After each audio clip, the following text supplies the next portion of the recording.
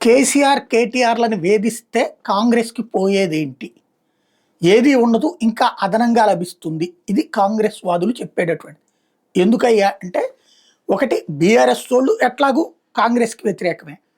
కానీ తటస్థులు లేదా Telugu Desam party వాళ్ళిప్పుడు BRS కోట్లేశారు చాలామంది క్రింద అంతకుముందు 2014లోను, 18లో కూడా.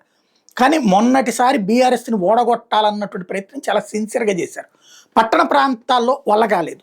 హైదరాబాదు, రంగారెడ్డి, మెదక్ లాంటి చోట్ల సాధ్యం కాలేదు. కానీ పల్లె ప్రాంతాలలో గెలుపుకి తెలుగుదేశం గెలుపో లేకపోతే కాంగ్రెస్ గెలుపుకో కారణం కాకపోవచ్చు. కానీ బీఆర్ఎస్ ఓటమిలో కీలక పాత్ర పోషించారు. లైక్ నిజామాబాద్ కావచ్చు, ఆదిలాబాద్ కావచ్చు, లేదా ఖమ్మం లాంటి చోట్ల కావచ్చు అన్నటువంటి పాయింట్ తెలుగుదేశం నేతలు చెప్తున్నారు. వాళ్ళ కోపం చంద్రబాబు నాయుడు అరెస్ట్ అప్పుడు వీళ్ళు ప్రవర్తించిన తీరు, ఎస్పెషల్లీ కేటీఆర్ చేసినటువంటి స్టేట్మెంట్స్. ఇప్పుడు కేటీఆర్ని అరెస్ట్ చేసినా కూడా వాళ్ళందరూ సంతోషపడతారట. వాళ్ళు ఓపెన్గా సోషల్ మీడియాలోనే పెడుతున్నటువంటి పరిస్థితి.